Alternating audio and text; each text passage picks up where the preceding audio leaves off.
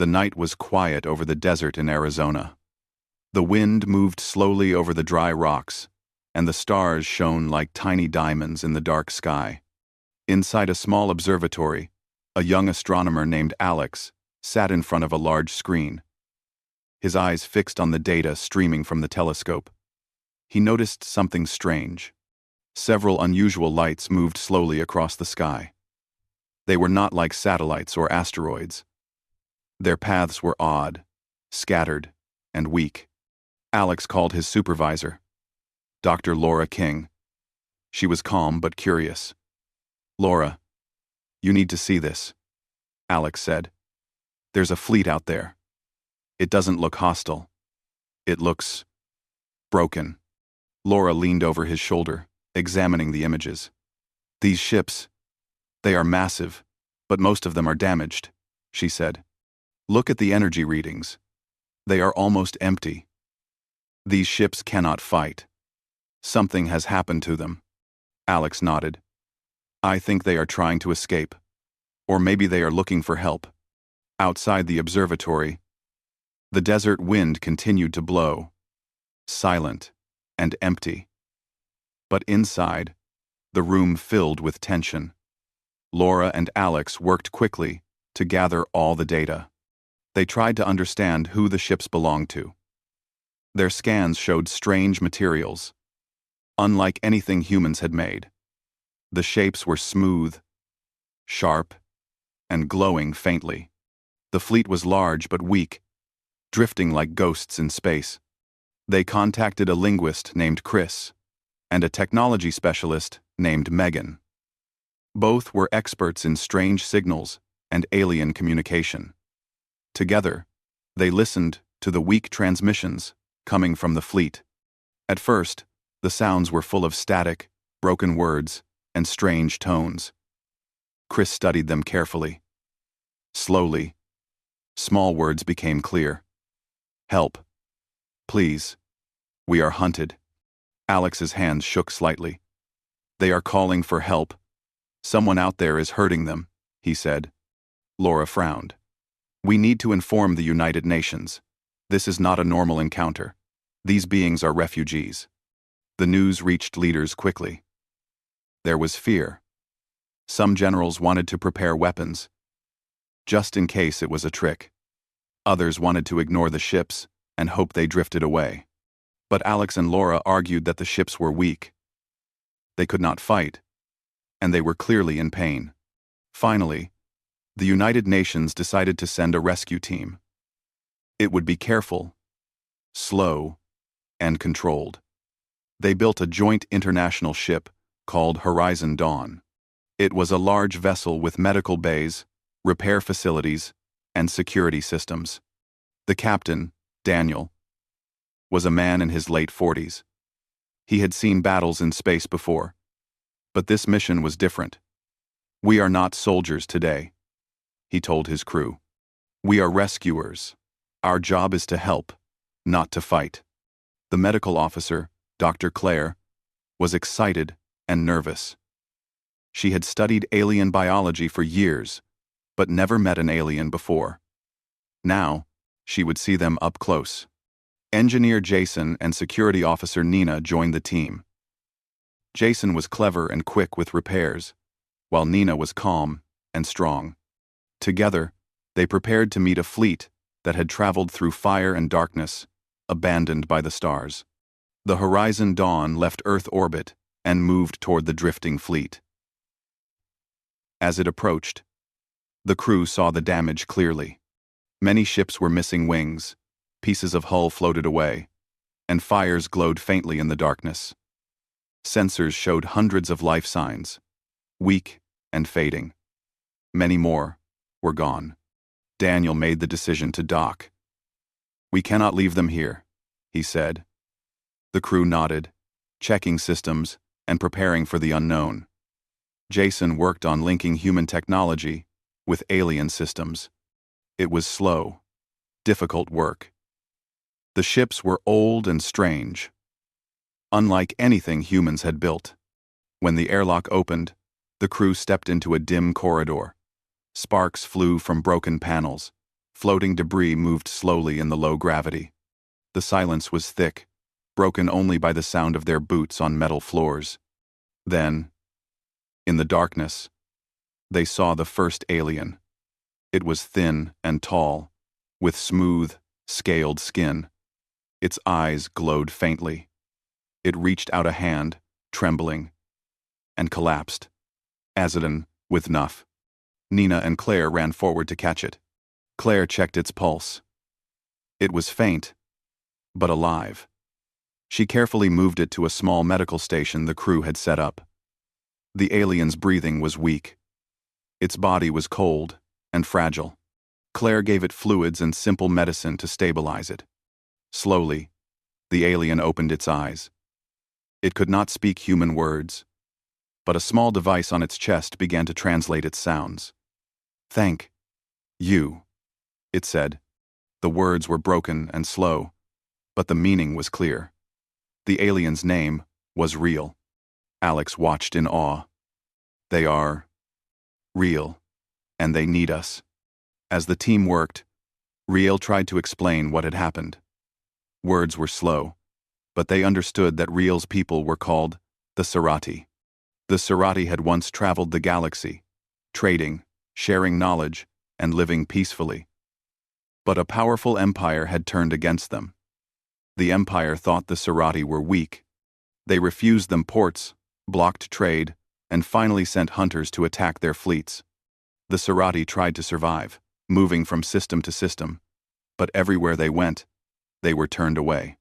Finally, with most of their ships damaged, they made a last jump in space, hoping to find a quiet star. They found Earth's sun, but their engines were nearly empty. Daniel sent this information back to Earth. Once again, world leaders debated. Some were afraid that helping the Serati would make Earth a target. Others argued that humans could not turn their backs on beings in pain. Alex spoke to the council again. "We know what it means to suffer. This is our chance to do what is right. We cannot leave them to die." After long hours, the decision was made. Earth would offer temporary shelter to the Serati. Human crews would help them, provide medical care, and repair what they could. But everything would be done carefully, with safety in mind. Jason and Megan worked with Riel to restore life support systems. Nina organized security teams to protect both humans and aliens. Claire set up medical care for hundreds of weak and injured beings. Riel watched humans work. They were not asking for payment. They were not asking for recognition. They were simply helping. Tears came to Riel's glowing eyes. It had been years since anyone had treated the Serati like living beings, not trash. Daniel looked around at his crew. "This is the first time we've seen true need," he said softly, "and we are doing what we can. That is enough." Alex stood near Riel and whispered, "We are not just saving them. We are choosing who we are." The first part of the journey had ended. Humans had stepped into the darkness, offering their hands to the abandoned. Above them, the stars continued to shine, quiet, distant, and beautiful. But this time, Earth would not look away. The Horizon Dawn and its crew had crossed into a new chapter, one filled with hope, fear, and the unknown. And for the Serati, it was the first moment in years when they could breathe, rest, and know that someone had chosen to care. After the first alien, Real, was stabilized, the human crew began working carefully to help more of the Serati. The damaged ships were dark and quiet, but life signs showed that many of the aliens were still alive, though weak and frightened. Claire moved through the corridors with Nina and a small team, checking each alien's pulse, giving fluids and simple treatments. Many of the Serati could not speak human words, but their glowing eyes expressed fear, pain, and curiosity. Riel slowly recovered and became the first bridge between humans and the Serati. Through short sentences and the translation device, Riel began to explain the story of their people. Serati. Once strong, Riel said, voice broken. Traded, shared, lived. Peace. Alex listened carefully. He asked, why? Riel's glowing eyes dimmed. Empire. Hated. Weak. Blocked. Hunted. No home. Laura and Chris worked with Riel to translate more details. The Serati had been part of a galactic alliance for many centuries. They had shared knowledge, traded goods, and maintained peace with other civilizations. But a powerful empire within the alliance grew greedy. It wanted control of all trade routes, all resources, and all influence. The Serati, who refused to fight or dominate, were considered weak. The empire began to push other worlds to deny help to the Serati. Ports were closed, ships were refused fuel, and trade partners were ordered to turn away. Soon, the Serati became hunted. Their colonies were attacked, and their fleets were broken. They tried to flee from system to system, but every world turned them away. Nowhere. Hide. Die, Riel said, voice shaking. Hope. Earth. Maybe safe. Daniel gathered the crew in the main control room. They have nowhere left in the galaxy, he said. Everywhere is closed. The Empire destroyed their homes. Now, they are asking for help. We have to act. 1. The Recture. 1. The Velibid. End quote. Well, 1 first 43. We have to act. Alex nodded. We cannot abandon them. If we do, it will be like all the others who turned away. We can be the first world to say yes. Claire, looking at Riel and the others who were now weakly floating on stretchers, added, I've never seen life so fragile, yet so determined. They survived attacks, starvation, injuries, and now they are here. We must help. The United Nations back on Earth debated again. Some leaders argued that helping the Serati could make Earth a target for the Empire. Others reminded them that humans knew what it meant to be alone, to be hunted, to be abandoned. Finally, a decision was made. Earth would offer temporary shelter for the Serati. The fleet would be moved into safe orbit around the Moon and Earth, and human crews would assist in repairs and medical care. The Horizon Dawn became a hub of activity. Jason worked with Riel and other Serati engineers to stabilize damaged systems. The technology was strange and different, but they discovered ways to combine human and Serati methods to restore power to life support systems. Lights flickered back to life in corridors that had been dark for weeks. Small sparks of hope spread among the Serati. Claire and Nina organized medical bays. Simple routines kept life going. Humans taught Serati how to clean wounds, give fluids, and use basic tools. Serati children, who had survived long journeys in broken ships, began to grow stronger under stable care. They learned simple human words, drew pictures of their lost worlds, and slowly began to smile again. Riel watched all of this, still weak but attentive. Humans, strange, care, no, ask, pay, just, help, Riel said. It was the first time Riel had felt safe in years. Tears of glowing color filled the alien's eyes. It had been long since anyone had treated the Serati as living beings, not as objects to be ignored or hunted. Alex spoke quietly to Riel. We are not heroes. We are just doing what is right. Riel's voice was weak, but clear. Right. Yes. Thank humans. As the fleet slowly stabilized in orbit, humans began to learn more about the Serati way of life. They had songs without words, music that floated in harmony, and carried emotion that humans could feel even if they could not hear the meaning. Small groups of humans and Serati shared meals, exchanged gestures, and taught each other simple routines.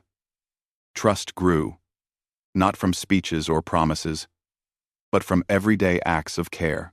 Jason discovered that some engines could be repaired with human tools, combined with Serati techniques. Working alongside a Serati engineer named Talon, he fixed damaged reactors and restored power to critical systems. The two engineers learned from each other, sharing knowledge without words, through demonstration and small nods. Slowly, the fleet that had been broken for years began to hum with life again. Claire partnered with a Serati healer named Sira. Together, they set up a medical system that combined human medicine with Serati practices. They learned how the two species' biology could complement each other. Some Serati illnesses were unfamiliar, but with careful observation and patience, humans found ways to help. Serati children who had been weak and sickly on the journey now began to run and play in small corridors, their laughter soft but real. As humans helped the Serati, the Horizon Dawn crew also learned of the wider danger. Sensors picked up signals far beyond the solar system. A broadcast appeared, warning Earth not to interfere with the exiled species. It was a cold, formal message from distant alien governments. They demanded that Earth abandon the Serati or face consequences, including isolation from galactic trade and communication networks. Some human leaders panicked. Stock markets dropped. Governments worried about the future. Could humans survive alone if the galaxy turned against them? Some suggested moving the Serati quietly to an uninhabited system to avoid attention. Alex, Laura, and Claire refused to give in to fear. Alex spoke to the Global Council through a broadcast. Humans have known fear, hunger, and exile, he said. We have been alone before. We know the pain of being turned away. Today, we have a choice. We can look away, or we can help. I say, we help. Claire added. These beings survived when all odds were against them. We cannot abandon them now. Humanity is stronger than fear. We are stronger when we show care. Ordinary people began to speak up too. A teacher named Lisa shared stories of Serati children learning to draw simple human words, sharing pictures of their lost homes, and forming small friendships with human children on the space station. People on Earth listened and cried. Demonstrations were peaceful, but powerful. Signs read, "They are people too," and "Do not turn away." Riel began to understand humans in a new way. It had spent years hiding from hunters, moving from system to system, always fearing attack. Now, humans worked tirelessly for them, not asking for anything in return. Riel began to trust them, and slowly, other Serati began to come out of hiding, responding to the care around them.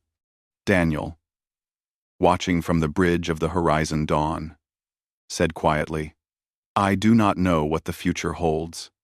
The galaxy may not be kind, but right now, we are doing what must be done, and that is enough. As the Horizon Dawn moved carefully among the fleet, helping repair and stabilize, Riel spoke again. Humans, chosen, life, safe. It had never felt so safe in its life. The fear that had haunted the Serati for years began to lift, replaced by a fragile hope. The first weeks of human help were slow and careful. Each step, each repaired engine, each healed alien, and each shared meal built trust. The Serati learned to move again, to speak, to work, and to hope.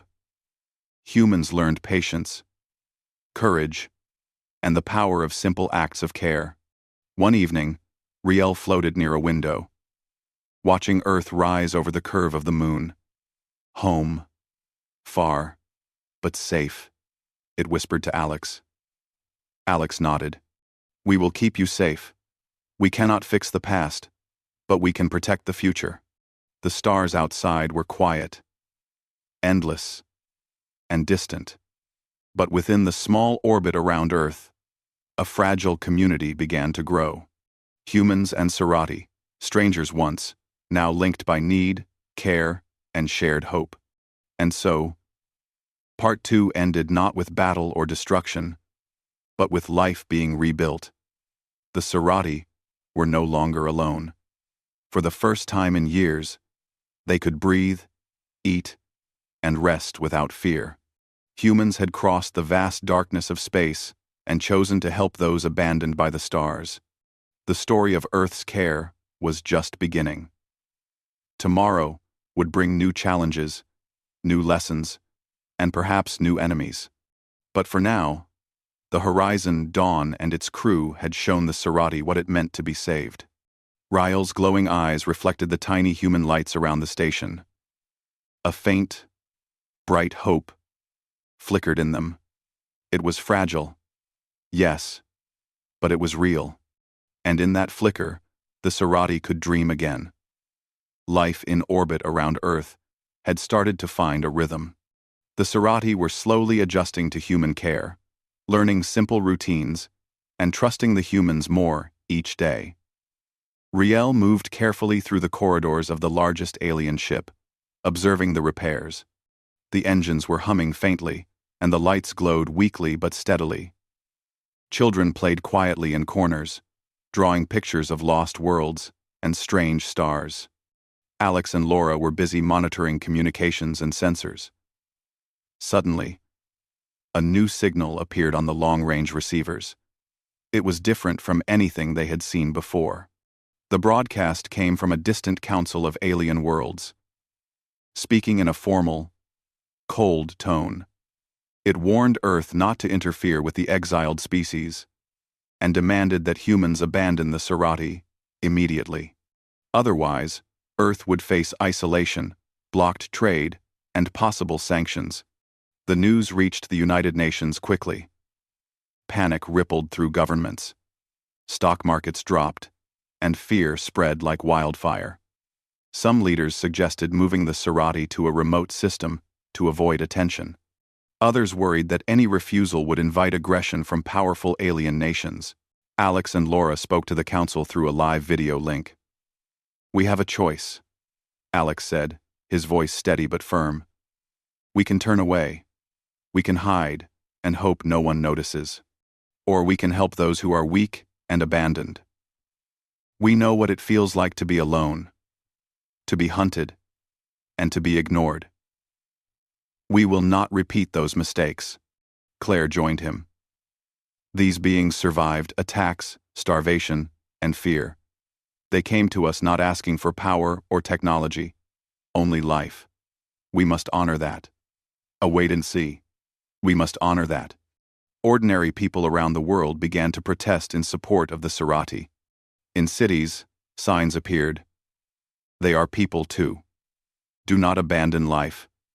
And mercy is strength." The messages spread online and on broadcasts. Humanity was speaking with one voice. They would not look away. Riel floated in the medical bay, watching humans care for their people. It tried to understand the humans' determination. Humans, strong, protect, not fear, Riel said quietly. The Serati had known fear for centuries, and trust came slowly. Yet, these humans showed patience and courage. Small acts, repairing engines, preparing meals, helping children spoke louder than words. Daniel gathered the Horizon Dawn crew on the bridge. "We cannot control what the galaxy thinks," he said. "We cannot know all the consequences. But we can control what we do here, now. We are choosing life, and that is what matters." While humans helped, Jason worked with a Serati engineer named Talon to repair critical systems. Together, they blended human technology with Serati engineering. Broken reactors were restarted, power systems stabilized, and lights returned to dark corridors. The process was slow and careful, but each small success lifted spirits among the fleet.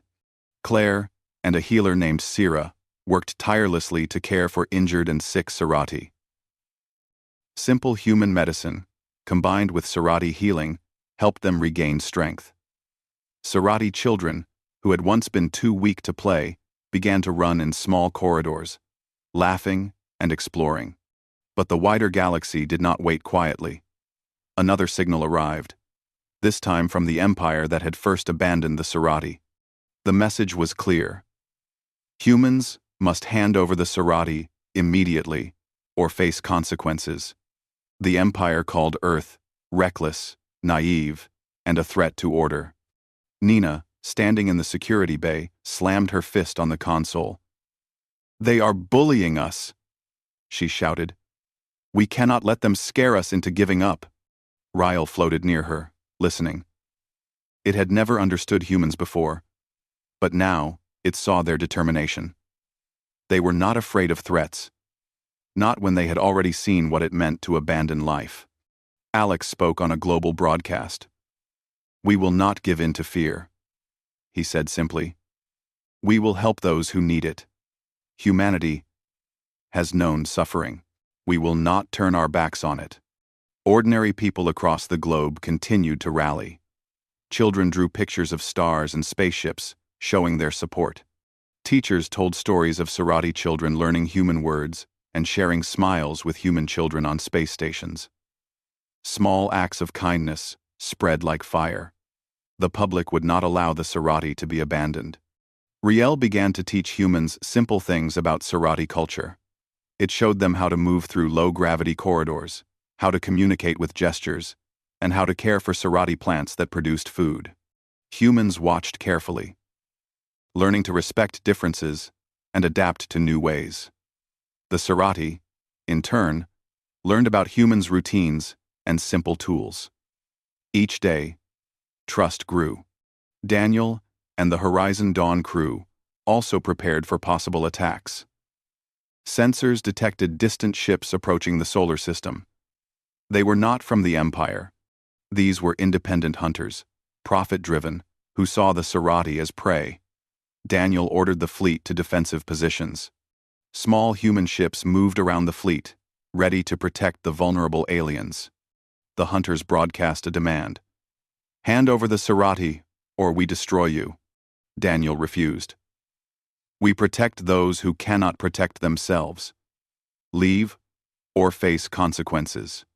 A brief skirmish followed. The hunters fired warning shots near abandoned ships, hoping to intimidate. Jason and Talon used clever tricks with navigation signals to confuse the attackers. Nina coordinated defensive maneuvers. The human ships moved together, protecting the Sirati fleet with careful strategy. Within hours, the hunters were forced to retreat. Riel observed quietly from the bridge. It had lived in fear for centuries, but now humans had fought for them. For the first time, the Sirati felt safe, not because they hid, but because someone stood between them and danger. The signals from the Empire and the Council of Worlds continued, but the humans remained firm. Earth was making a choice. They would help life, even if it meant standing alone. Alex watched the stars from the observation deck. "We cannot save everyone," he said softly, "but we can save those in front of us. That is enough to start." Laura joined him. "Sometimes small choices change the future. Humanity is showing the galaxy who we are. We are not perfect, but we care. That is more than many worlds can say." Riel floated nearby, glowing faintly. It had survived attacks, hunger, and exile, but it had never felt hope like this. Humans were teaching them to believe again. Children played in corridors. Engineers repaired ships together, and doctors healed the sick. Life was fragile, but it was growing. And in the quiet moments, Riel whispered to Alex, "Humans, not alone anymore." The Horizon Dawn and its crew had become more than rescuers. They were teachers, healers, protectors, and friends. The Sirati began to see a future beyond fear. A chance to live, learn, and rebuild. While the wider galaxy continued to watch and threaten, the humans and Serati in orbit around Earth worked quietly, repairing, teaching, and protecting each other. Simple acts of care and courage were changing lives, small step by small step. As Part 3 ended, hope grew stronger. The galaxy might turn away, might threaten, and might try to take back what humans had saved. But for now, Earth had chosen to stand for life, and the Serati had found a place where they could begin again. Ryle looked at the fleet, at the human crews working tirelessly, and felt a glow of trust. Centuries of fear could not vanish overnight. But small by small, humans were teaching the Serati to believe in kindness again. The story of abandoned beings saved by humans was becoming real, and the Horizon Dawn and its crew were at the center of it, standing firm in the quiet space above a blue planet, showing what humanity could do when it chose mercy over fear.